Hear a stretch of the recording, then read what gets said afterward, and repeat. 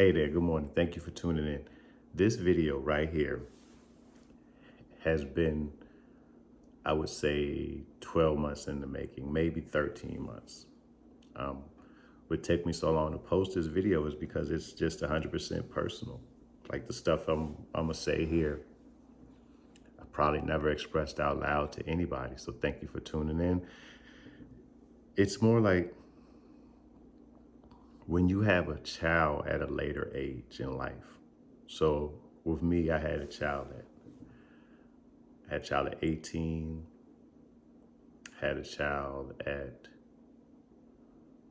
25, then at 30, no, 25, 28. And now I'm having a kid at 40. Well, I had a child at 41. And it's just different. And I don't know how many other men or even mothers has been through this. So I just want to talk about my journey and what I'm experiencing through having a child later on in life versus the encounters with my children and relationships with my children early in life. So like I say, this is 100% personal. That's what took me so long to post it. But I'm like, you know what? Someone else may be going through this, so I want them to be able to heal through my journey. It's just different. Now, what happens is when you have that kid later on in life, like I have a child later on now, and it just makes me realize all those little moments that I missed with my other kids.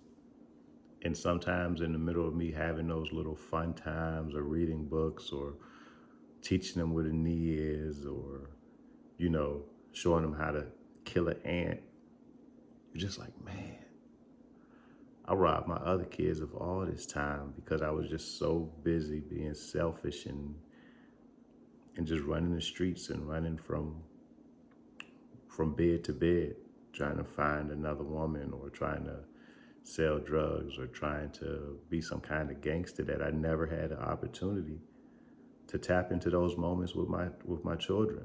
And it's something that they missed as not having a father there for those times, for those moments, for those first words, and for those pushing you on the bike lessons. And it's just tough. As a teenager, I chose the streets over everything. I chose the streets over myself. I chose the streets over my future, my identity. I chose the streets over my daughter. It was like growing up, streets were the only thing important to me. How much crack could I sell? What could I do stupid? Who could I hurt? And it was just bad choices. And then as a young adult, I turned around and still kept choosing the streets over everything. I just never learned my lesson. And consequently, when you choose the streets, you got to pay the piper most of the time. So, I spent a lot of years in prison, federal prison and state prison. So I chose all of those things instead of spending time in my kid's life. All right, so it's people out there you're thinking it's cool, whatever you're doing and being the absentee father, but man, I'm telling you, one day that stuff gonna come back, and if you're human, you're gonna feel it. You're gonna be like, damn, could have did better. So many birthdays or Christmases or wrapping gifts, so many just small things, riding to the store or that's just missed that you can't get back and you can't even make it up. So that's where it goes. And it's so many special moments that I'm having with my son now that I never even knew existed. I never knew they existed. Like those funny laughs, him mocking me or me mocking him. I never knew it existed. And I love all my children. I just did not know how to love them because I wasn't sitting still. I wasn't being involved. I was not being relevant. So it's a struggle. It's a journey. And then I used to want my father to be in my life more than anything in the world. I used to want my dad to be in my life. I used to want my dad to buy me clothes, I just want my father to buy me shoes or, pick me up and take me riding and do all those things when I was young. And I turned around and did the same thing to my kids that I wish my father didn't do to me. How does that even happen? I sit back and wonder and contemplate, how is that even possible? And I know how it's possible because you just be out there moving so fast that you may not pay attention to what's important. You're out there listening to people, to big homies, to other women, to other dudes, or just to some ignorant fools about what you should be doing in life. And at the end of the day and the beginning of the day, what you should be doing is spending time focusing on raising your children. But I wasn't trying to hear none of that. So like this video is just, I know my kids, they really don't listen to my YouTube channel. But I hope one day they do find this video. And I hope that they do realize that, I am sorry for those moments I missed, for whatever experience you had to go through without me, for those times you sat up and wished that I was there. I am truly and deeply sorry for abandoning y'all. And I'm doing better. I'm not trying to do better. I'm actually doing better now. I'm out here. I'm out the streets. I'm just being a normal citizen, trying to figure it out. And it's frustrating. And then on top of the frustration, on top of the disappointment, on top of the hurt that you deal with facing society, sometimes when you lay down at night, you're feeling guilty about those years that you missed with your other kids. So just know Daddy's trying. I'm trying. I'm not trying. Daddy is doing it. And I'm here. I'm available to you. But now I consider myself woke.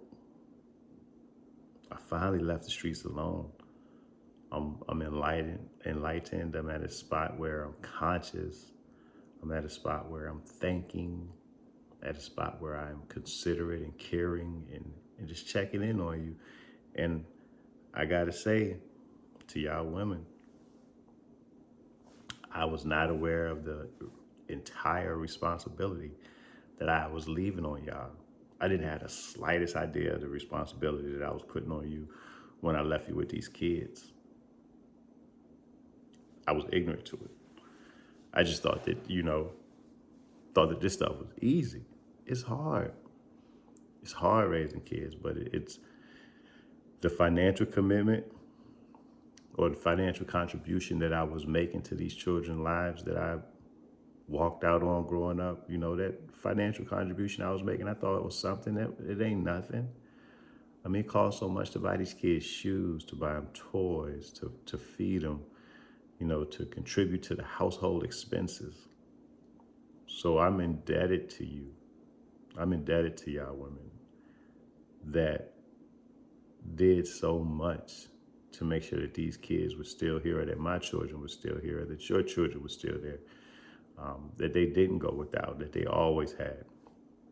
And I never realized how much diapers cost on a continuous basis. I know how much diapers cost when I'm about to pull up and I just run to the store and grab a small pack, but you need a big box of diapers and you need another box. You got to get wipes, formula, hella expensive on a continuous basis. I've purchased random formula growing up, but I've never constantly purchased formula for a child. You got formula and diapers, you got to constantly purchase it, just get expensive. Then even if you have a job, I had left a woman, having to clock out. You got to clock out of your job to go to doctor's appointments, to go to checkups, to go to school. You just got to clock out and go do things for the child. And that means that although all these financial commitments got to get met, plus your personal commitments, light bill, the rent, water bill, you still got to clock out of work, go pick the kid up. Don't have them in daycare. I don't know how I just don't know. I don't know how single parents do it. And I consider myself a G. And I'm not saying it's the hardest thing in the world, but it's complicated. Clocking out from work to get to appointments, missing income that you need in the household. Then health insurance. Having these babies covered with health insurance is hella expensive. I did not have the slightest idea of that. So y'all, if y'all got some things that I'm leaving out, just put it in the comments. But time that goes into it. Not only do you gotta wash yourself, you gotta wash the little human. You gotta wash the baby. You gotta wash their feet. You gotta make sure they clean. You gotta brush their teeth. You know, you gotta be down on your knees doing this, and it's an everyday thing. You can't not give the child a bath. So it's just, this is a very personal video, and you know, on my channel, my videos might get watched 20 times. That's cool for me with this one right here. I just want, one day I want my kids to stumble upon this. I want their parents, their mothers to stumble upon this video on their own. I'm not gonna send it to them. And just know that, you know, I woke up and wanted to put this out there. I've been walking around with it on my mind for a long time. And then kids keep growing. And as they grow, their clothes size change. You gotta run back to the store and buy new clothes. Then you had clothes put up that you never gave them because you didn't see it. Then by the time you pull it out, they can't even fit it. It's just a lot. It costs a lot. Then you gotta take time to potty train them. I missed all those years, all those moments, potty training the kids, making sure they understand when they wet or when they doo-doo or where the toilet is. It's a big commitment. It really takes a village. So I just like to take my hat off to my mama for doing so much alone.